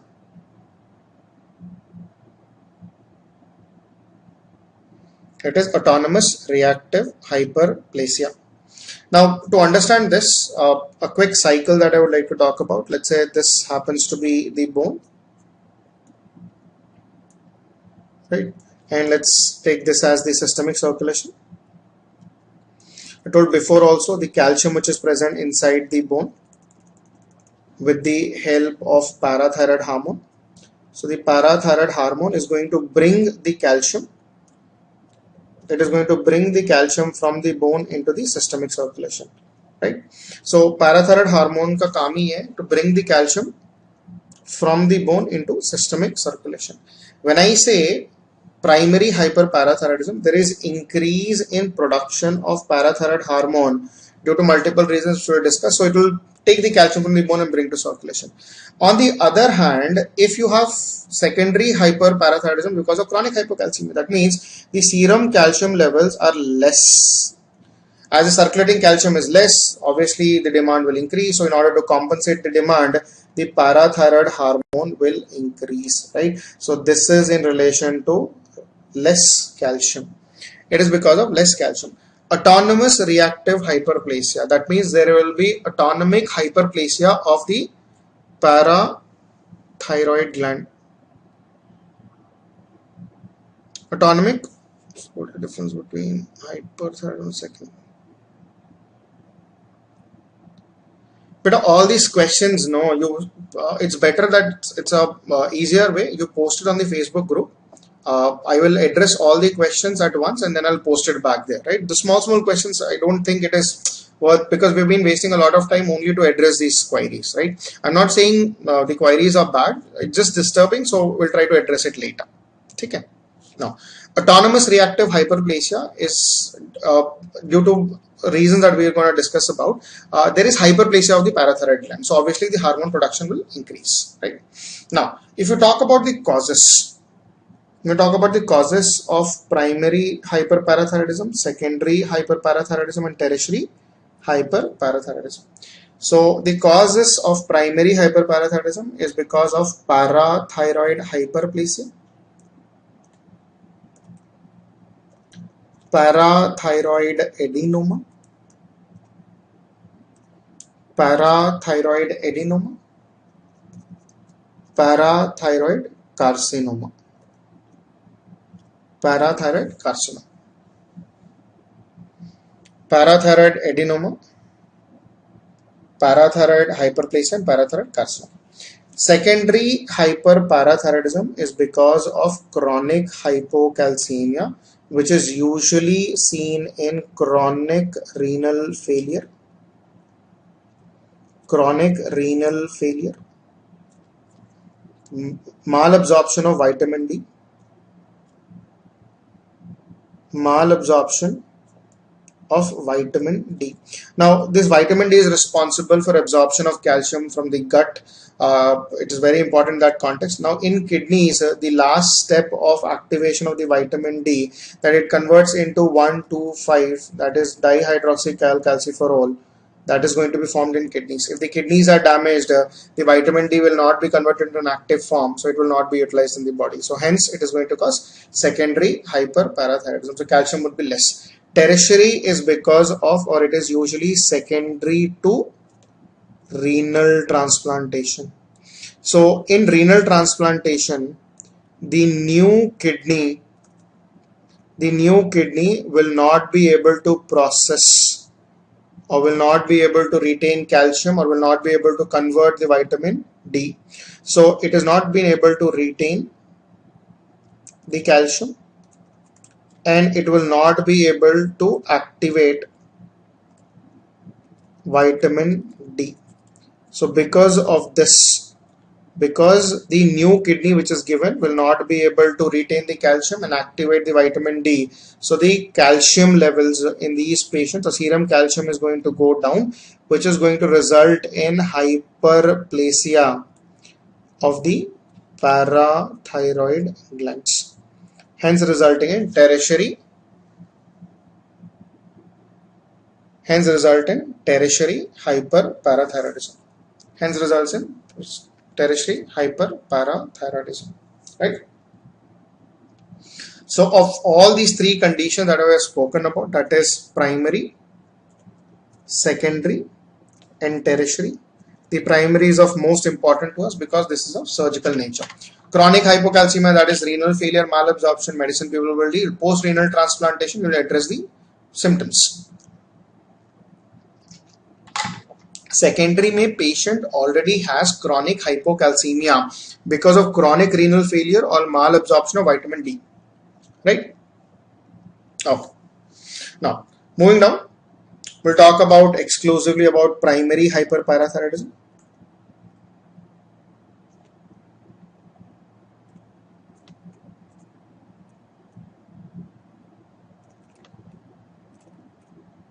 It is primary hyperparathyroidism, right? Now, as I told you, the sole concept of primary hyperparathyroidism is increase in production. It is increase in production of parathyroid hormone. It is increase in production of parathyroid hormone, right? Now, if I say what is the causes? What are the causes for primary hyperparathyroidism? So we're going to list out the cause. The most common cause is parathyroid adenoma. The most common cause for primary hyperparathyroidism is parathyroid adenoma. The most common site for parathyroid adenoma are inferior parathyroid glands.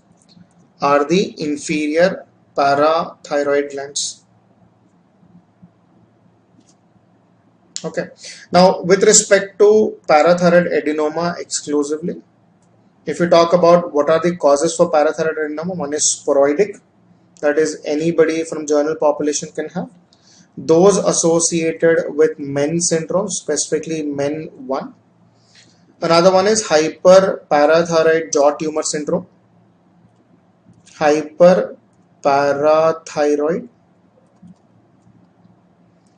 jaw tumor syndrome. It's a triad in which parathyroid adenoma are ascertained, or parathyroid carcinomas both. So it's sporadic, associated with MEN syndrome, hyperparathyroid jaw tumor, exposure to ionizing radiation.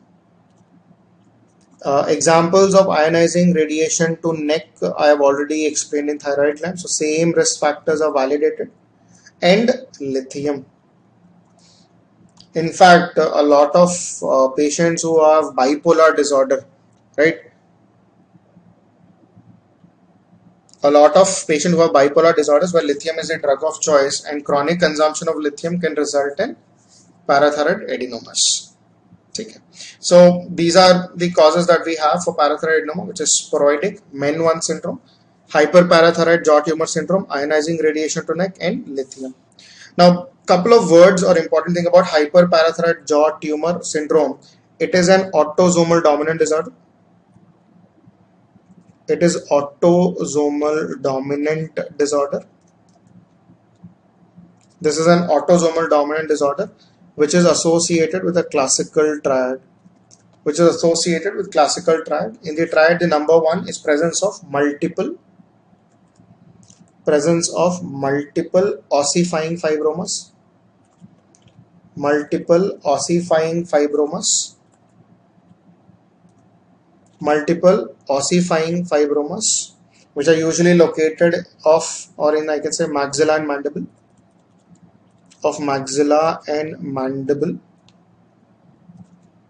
Multiple ossifying fibromas of maxilla and mandible, number one.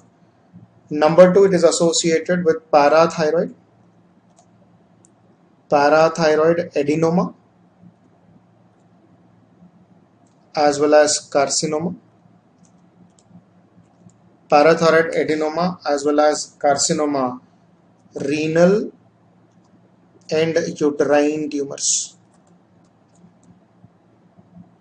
So these three triads put together is called as parathyroid jaw tumor syndrome.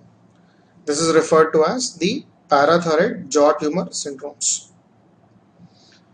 So when we talk about multiple ossifying fibromas of maxilla and mandible, they would appear something like this. One second, I'll show you the image here itself. Now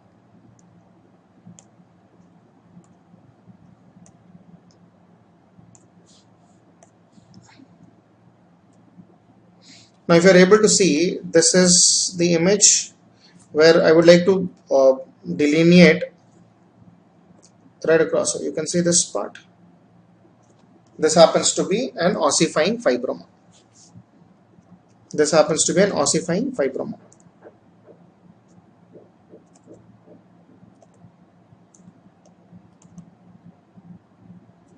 Right across. So if I just erase it, you will be able to see again. See this marking.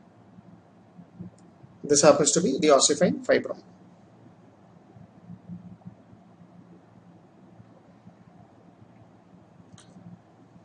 Okay. All right. So parathyroid jaw tumor syndrome is associated with parathyroid adenoma. It is associated with parathyroid adenoma. Okay. Now, tumors beta, renal and uterine tumors.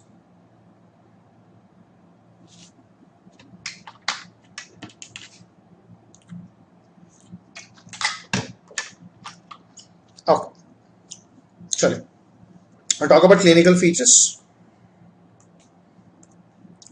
Clinical features of parathyroid adenoma. Rather than saying parathyroid adenoma, they represent the features of primary hyperparathyroidism. Primary hyperparathyroidism. Primary hyperparathyroidism. So classically, when we talk about the symptoms of primary hyperparathyroidism, we remember them as a classical pentad.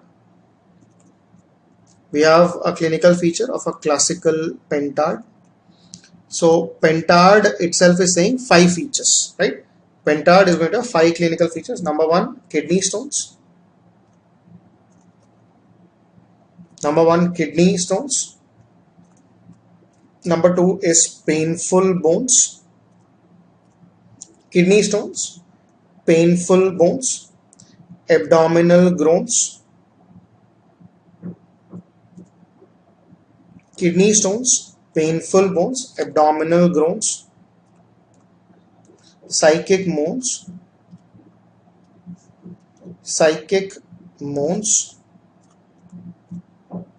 and fatigue overtones.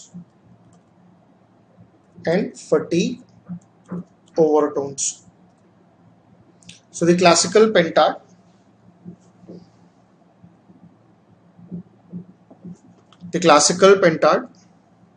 with respect to parathyroid adenomas are kidney stones, painful bones, abdominal groans, psychic moans, and fatigue overtones. Right now, all that you need to remember with respect to primary hyperparathyroidism, there is excess amount of serum calcium. So there is increased concentration of serum calcium. So wherever you have the stone forming ability, or wherever in the body or in the organ where stones can be clumped, the stone will start forming. So let's talk about each one of them. We'll talk about kidney stones first. So I'm going to address renal disease. Majority of these patients are going to be present with kidney stones. The usual question that is asked is, what is the most common type The most common type of kidney stones which are going to be present is calcium phosphate, the calcium phosphate stones, and the calcium oxalate stones. The stones which are usually prevalent, the stones which are usually prevalent are calcium phosphate and calcium oxalate stones. In advanced disease, the patients are also associated with nephrocalcinosis. Now, this nephrocalcinosis is calcification. It is calcification of renal parenchyma. It is calcification of renal parenchyma. Now, this calcification of renal parenchyma will result to damage of kidneys, and this damaged kidney will cause decrease in GFR, that is the renal function is going to fall, or decrease in renal function. Now, as there is decrease in renal function or GFR, it is going to activate renin, angiotensin, aldosterone system. When the RAS system is going to kick in, it is going to cause vasoconstriction resulting in hypertension. So patients of primary hyperparathyroidism will not only present with kidney stones, they will also present with hypertension. This is also present in hypertension. So this is with respect to renal disease. Beta, whatever I told in live class, I'm going to tell the same thing in the online class also. The only thing is the approach is different because we have more time, right? So I'm just using the leverage of time to explain it better. Otherwise, everything at the end, when you will take the gist that you need to remember, it is not going to vary at all. Okay? Now, this is with respect to kidney. With respect to bone disease,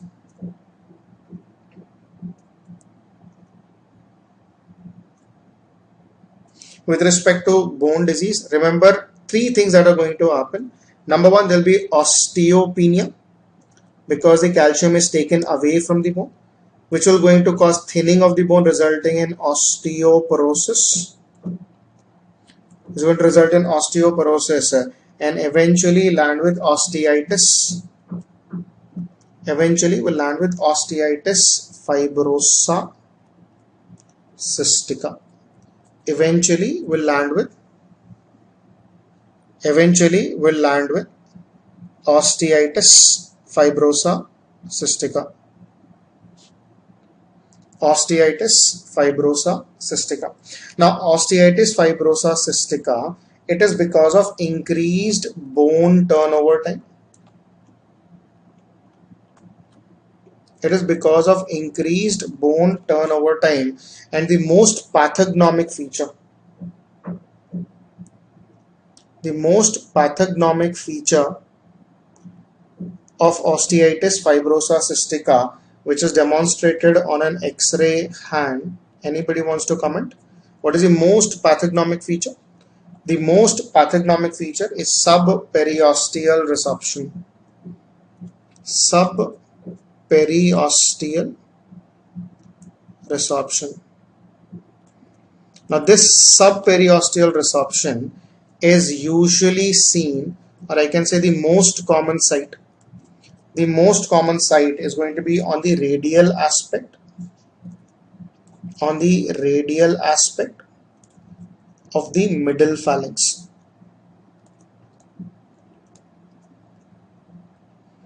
Radial aspect of the middle phalanx, that too between the second and third finger. Usually on the second and third finger.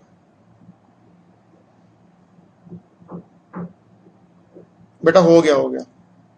Give me 2 more minutes, we'll finish off. Okay. This characteristic X-ray I would just like to share with you people.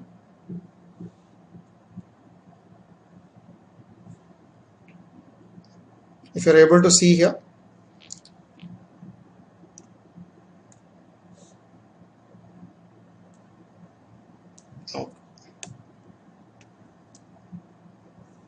If you're able to see, this is the second and the third fingers. This is the middle phalanx, this is the second finger, this is the third finger. These are the middle phalanxes. You can see in the middle phalanx this curvature. Right? This is the subperiosteal resorption. The subperiosteal resorption, usually same contralateral side also you can see. right? So these are the subperiosteal resorptions. Subperiosteal resorptions that you can see, with respect to the hand X-ray, right? So this is second third. Just zoomed in so that you can see better. That is subperiosteal resorption. This subperiosteal resorption is the characteristic feature. So osteitis fibrosa cystica, that is usually seen on the hand bones. Along with that, characteristically, when you look at the skull, you will have salt and pepper appearance. Salt and pepper appearance on the skull. And when you look at the spine, you will have presence of Rugger Jersey spine. You will have Rugger Jersey spine. So skull is going to have salt and pepper appearance, and spine is going to present with Rugger Jersey spine. It is going to have Rugger Jersey spine. Okay.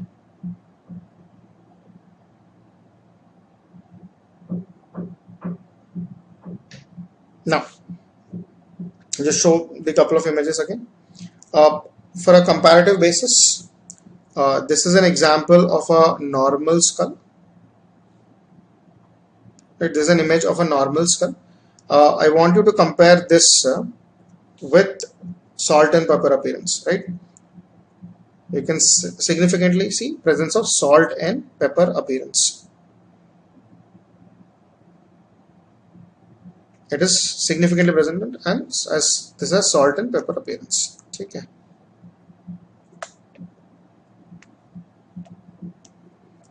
Okay. Another one is with respect to Rugger Jersey spine. So this is how a Rugger Jersey. Rugger Jersey is that striped jersey. So it looks like a Rugger Jersey spine. Okay. So these are the findings that are with respect to primary hyperparathyroidism. Okay. So it's 9:30 for today. We're going to stop the class here. I'll continue the class tomorrow from here onwards. So tomorrow our target would be to complete parathyroid gland, and along with that, if time permits, we'll also complete the salivary gland tumors. Okay. So about parotid glands and submandibular glands. Okay. All right guys, that's it for today. I'll see you on the other side tomorrow.